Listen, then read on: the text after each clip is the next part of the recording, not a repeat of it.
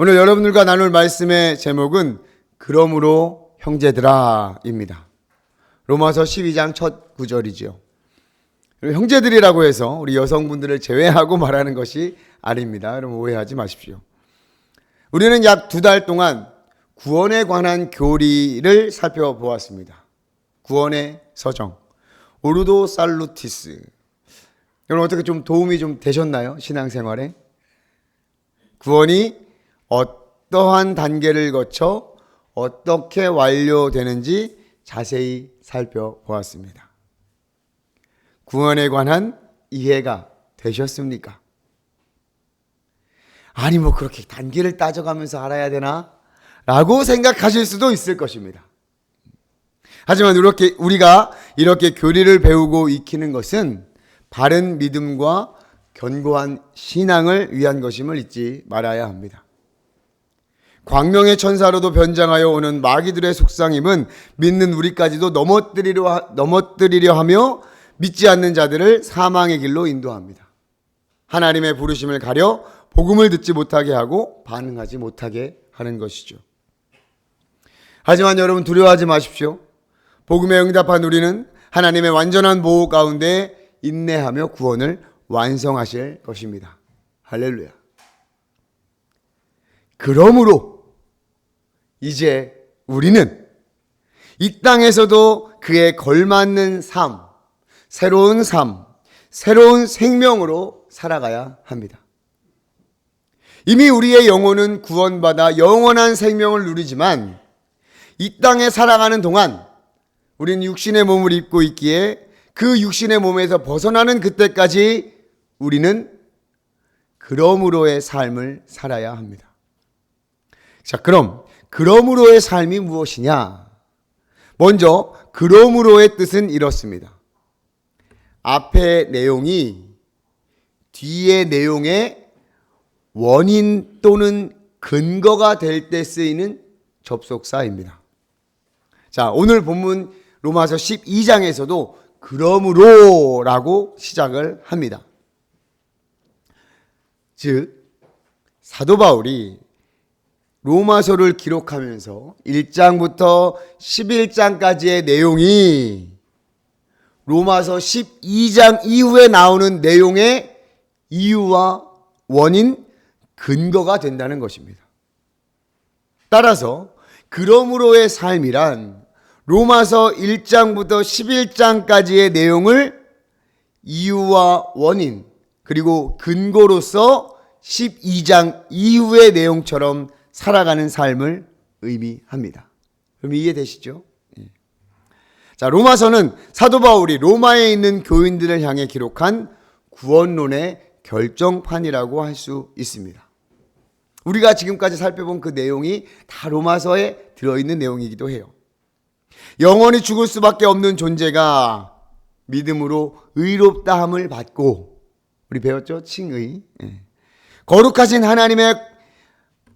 하나님의 존귀하고 영화로운 존재가 되는 구원의 서정을 1장부터 11장까지 기록했습니다. 이게 로마서예요. 참회록을 쓴 어거스틴과 또 종교개혁을 한 마틴 루터, 또 감리교회의 창시자 존 웨슬리 모두 이 로마서를 통해서 깨닫고 변화가 되었습니다. 그 복음의 놀라운 은혜와 진리를 깨닫고 그러므로의 삶을 살았던 것입니다. 그렇다고 여러분 오해하지 마십시오. 부담 갖지 마십시오. 신학적으로 또 신앙적으로 대단한 업적을 이루어내는 삶을 살아야 한다는 그런 의미가 아닙니다. 하나님께서 허락하신 그 귀한 은혜를 알고 그 귀한 복음의 은혜를 원인과 이유와 근거로 삼고 살아가는 삶이 바로 그러므로의 삶인 것입니다. 지금까지 우리가 배우고 나누고 익혀낸 것 아니겠습니까? 우리도 그 구원의 서정에서 하나님께서 여전히 우리를 택하시고 부르시고 우리를 의롭다 하시고 영화롭게 하신다고 배우지 않았습니까? 그러니 이제 우리도 그러므로의 삶을 살아가는 단계에 이른 것입니다. 할렐루야. 하나님께서는 여전히 우리를 복음으로 부르십니다. 하나님께서 택한 자들을 복음으로 부르십니다. 우리는 복음으로 부름을 받았습니다. 그 복음이 무엇입니까, 여러분? 로마서 1장부터 11장까지의 내용이 무엇입니까? 죄악된 우리가 하나님의 놀라우신 사랑의 결정체인 예수 그리스도를 이 땅에 보내셔서 그를 믿는 자들을 영원한 생명으로 옮기셨다는 것 아니겠습니까? 제가 5가지 정도로 좀 줄여서 이 복음에 대해서 정리를 해보았습니다. 로마서 3장 23절입니다. 우리는 모두 죄 가운데 있습니다. 같이 한번 읽어볼까요? 모든 사람이 죄를 범하였음에 하나님의 영광에 이르지 못하더니, 모든 사람이 죄를 범하였기에 하나님의 영광에 이르지 못합니다. 그것이 인간의 상태였습니다. 인간의 어떠한 행위로도 우리는 의롭게 될 수 없습니다. 로마서 3장 20절 말씀입니다. 같이 읽겠습니다. 시작. 그러므로 율법의 행위로 그의 앞에 의롭다 하심을 얻을 육체가 없나니 율법으로는 죄를 깨달음이니라. 아멘. 율법의 행위로 하나님 앞에 의롭다 함을 얻을 육체가 단 한 사람도 없습니다. 그래서 사람으로부터가 아니라 하나님으로부터 한 의가 나타났습니다. 로마서 3장 21절입니다. 시작. 이제는 율법 외에 하나님의 한 의가 나타나셨으니 율법과 선지자들에게 증거를 받은 것이라. 아멘. 하나님으로부터 율법 외에 한 의가 나타났습니다. 오래전 율법과 선지자들에게 증거를 받은 것입니다. 그 의가 무엇입니까, 여러분? 바로 예수 그리스도입니다. 예수 그리스도가 이 땅에 오셨습니다. 예수 그리스도께서 우리의 모든 죄를 짊어지시고 우리를 대신해 십자가에 못 박혀 죽으셨습니다. 죽고 끝난 것이 아니라 사흘 만에 다시 부활하셨습니다. 다시 사셨습니다. 그리고 하늘에 오르사 지금도 살아계셔서 우리를 위해 중보하고 계신 하나님의 아들, 우리의 구원자 예수 그리스도이십니다. 그를 믿는 자마다 멸망하지 않고 영생을 얻으리라 약속하셨습니다. 그 예수를 믿는 자 누구에게나 약속하셨습니다. 우리는 예수 그리스도를 믿습니다. 할렐루야.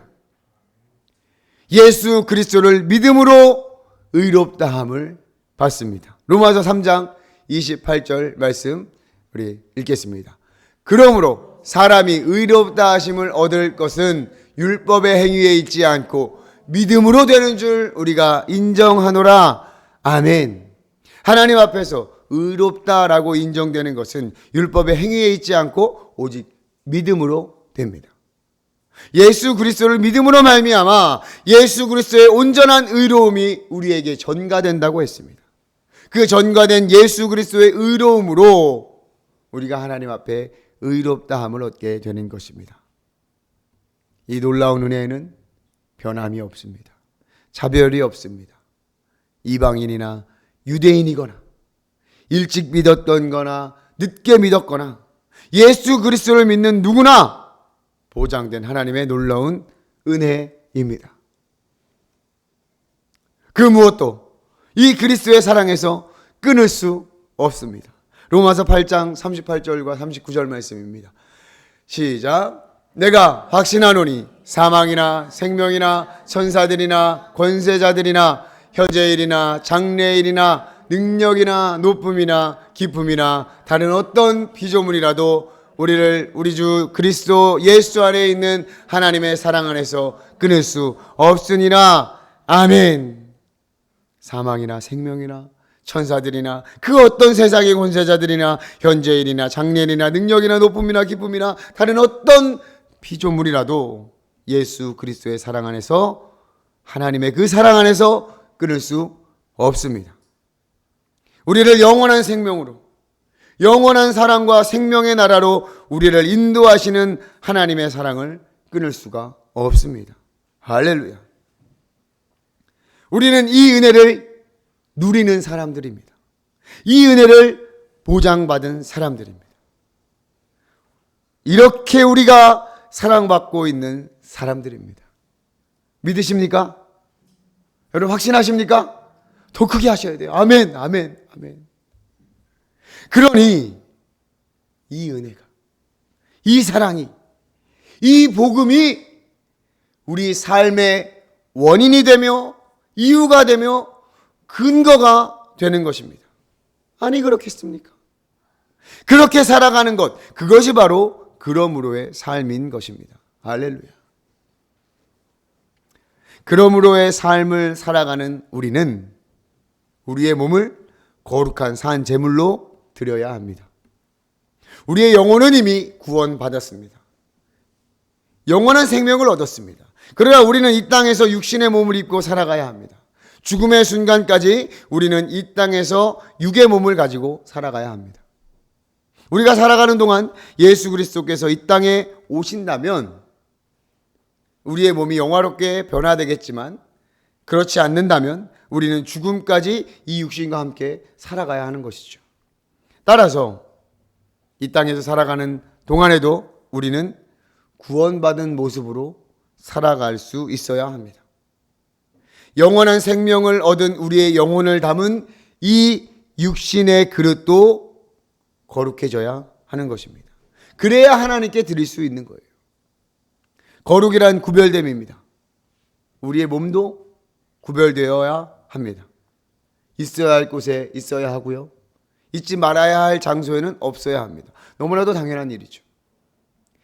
이것은 세상 사람들도 이미 다 알고 있습니다. 이 땅에서 우리의 몸은 하나님께서 거하시는 거룩한 성전입니다. 그에 걸맞는 모습으로 살아가야 합니다. 거룩함과 동시에 거룩한 산 제물로 드릴 수 있어야 합니다. 살아있다는 것은 단지 생명이 붙어있다는 것만을 의미하는 것이 아닙니다. 우리의 생명이 붙어있는 것뿐만이 아니라 우리가 하나님 앞에 최선을 다해 드리는 것이 살아있는 제물이라 할 수 있습니다. 우리에게 맡겨주신, 또 우리가 해야 할 일들을 최선을 다하는 것이죠. 살아있다는 것은 생명력이 있다는 것이죠. 하나님을 위해 움직이고 맡기신 사명을 순종해 나아가는 것. 그것이 산 제물로 드리는 것입니다. 때로는 복음을 전하기도 하고 봉사하기도 하고 사랑하고 나에게 주어진 일에 최선을 다하는 것. 큰 일이든 작은 일이든 나에게 맡기신 것들을 해내는 것이 바로 하나님께서 기쁘시게 받으시는 살아있는 제물로서의 삶입니다.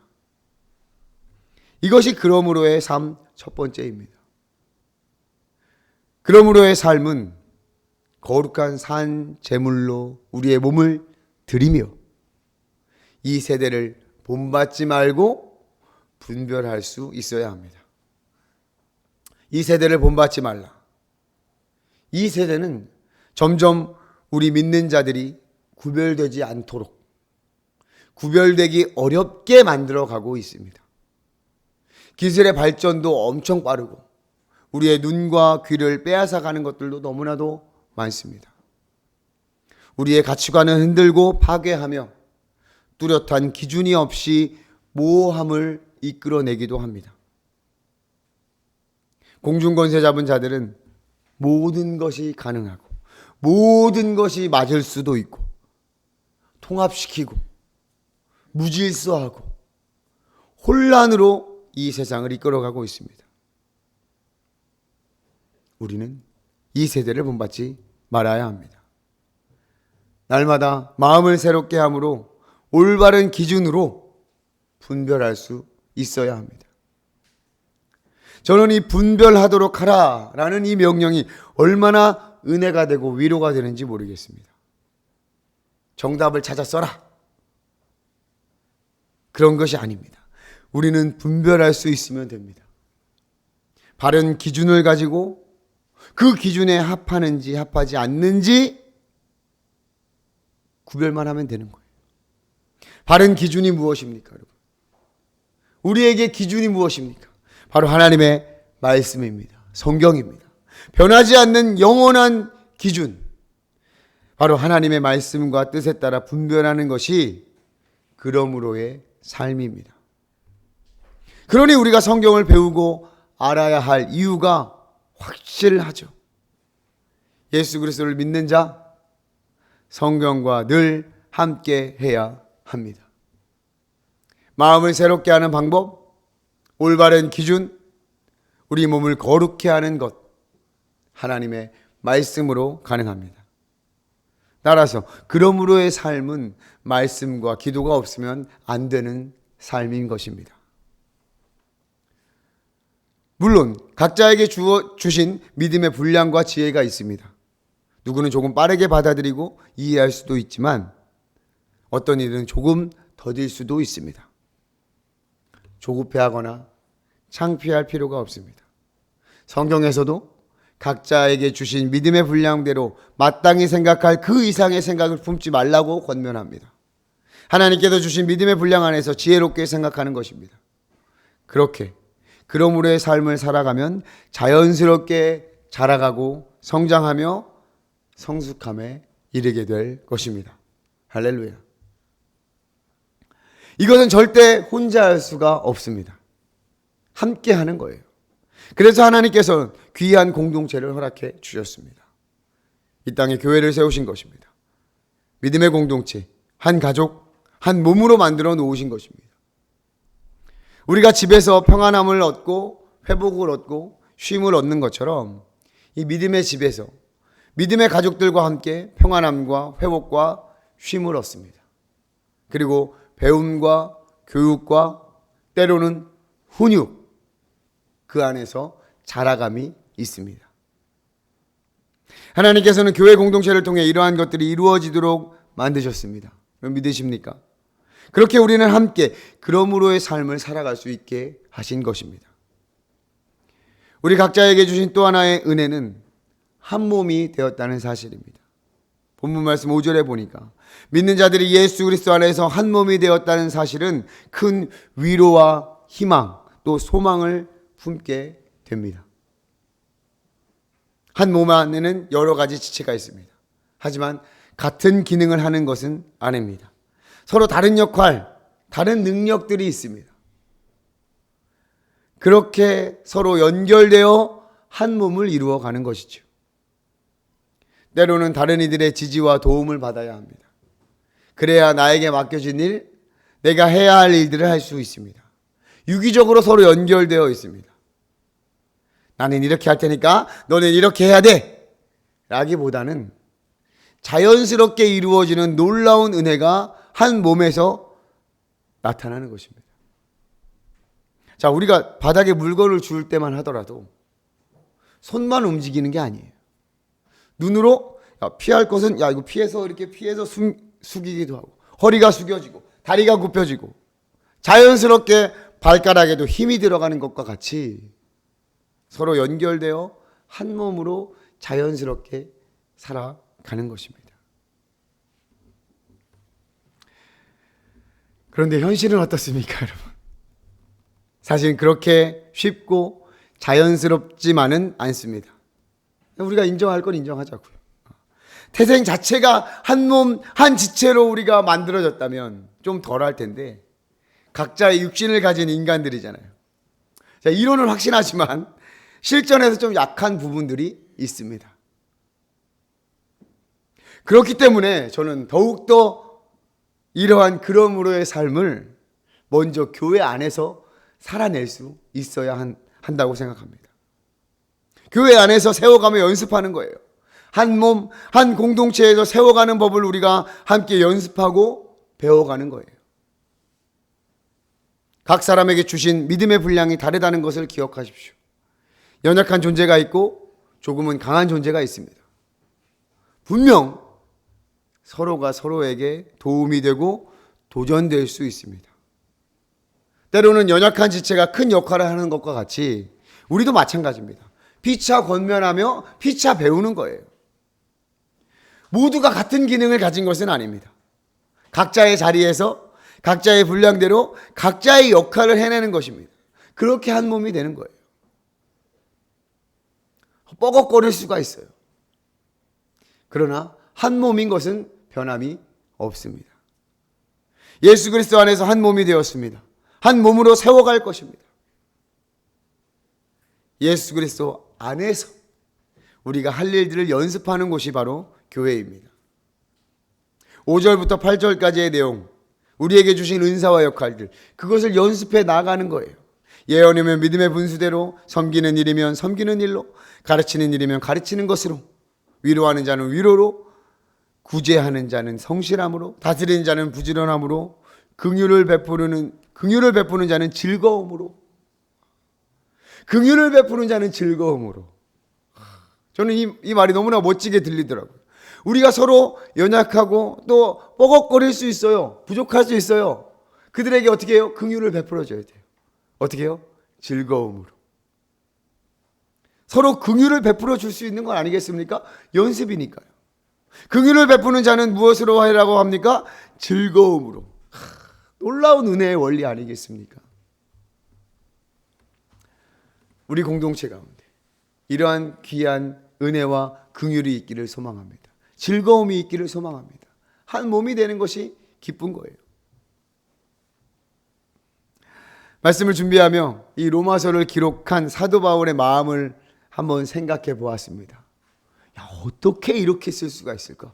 야, 진짜 대단한 분이시다. 사도 바울이 로마서를 기록할 당시 로마에 가본 적이 없는 상태였어요. 하지만 사도행전 막바지에 그는 이렇게 고백하고 있습니다. 사도행전 19장 21절에 보니까 내가 로마도 봐야 돼, 로마도 가봐야 돼 라고 고백을 하고 있어요. 어떻게든 사도 바울은 로마에 가고 싶었던 거예요. 그곳에 가야 할 사도 바울의 이유가 있었습니다. 그 이유는 바로 복음 때문이었습니다. 로마에 필요한 것은 복음이었어요.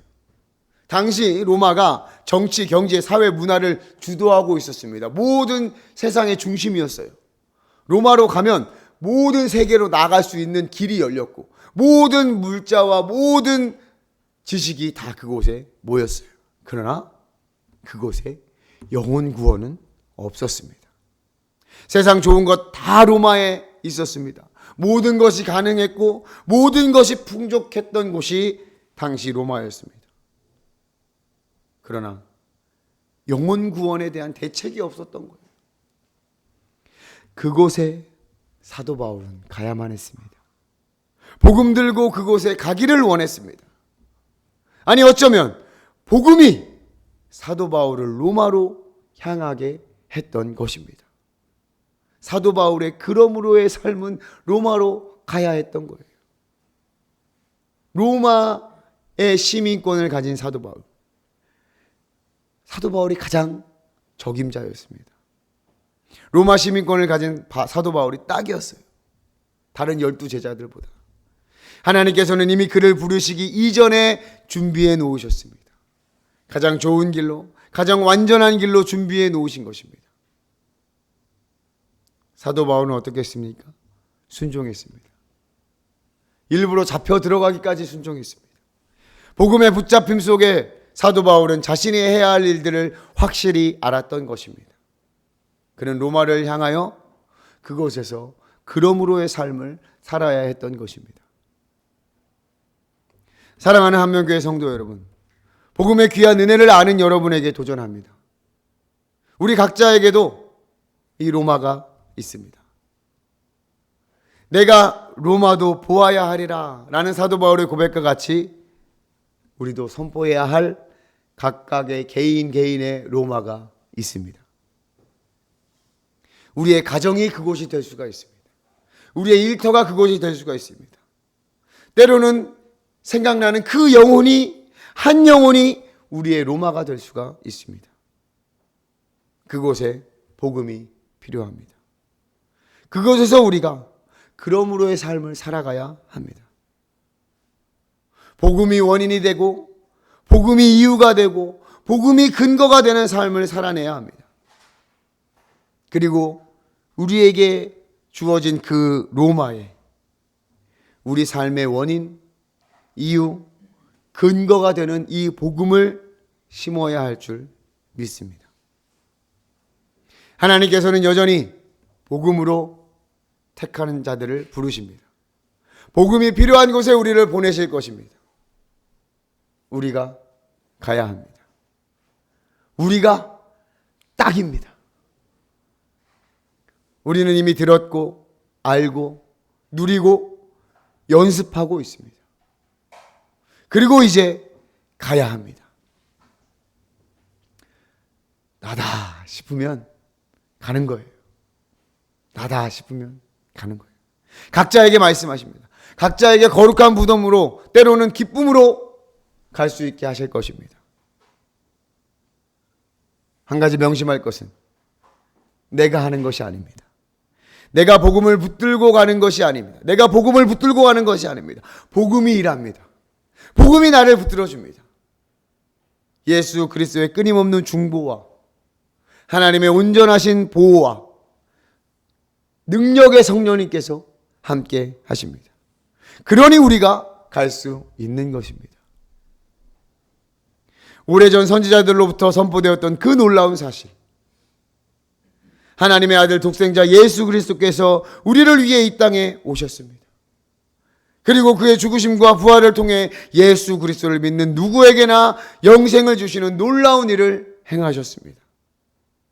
우리가 이 일의 증인입니다.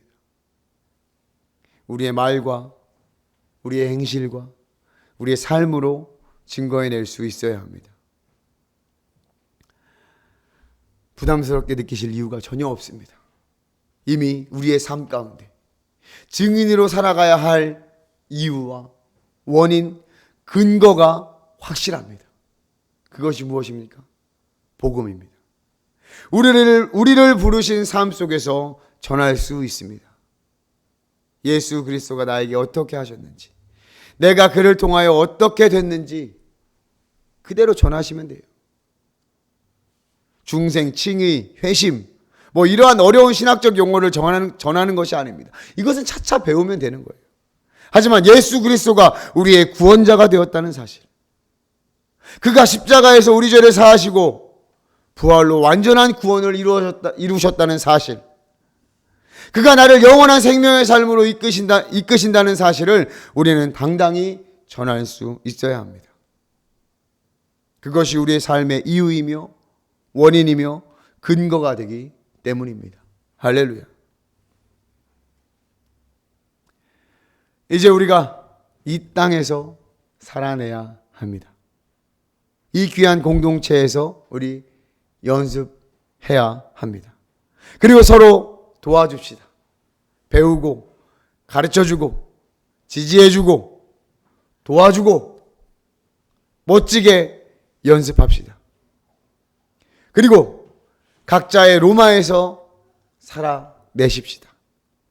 가정에서, 직장에서, 보내신 곳에서 사람이 많던 적던 우리가 그러므로의 삶을 살아냅시다. 그것이 복된 삶이며 하나님의 뜻을 따라 이 땅에서 멋지게 살아가는 최고의 삶인 줄 믿습니다. 할렐루야.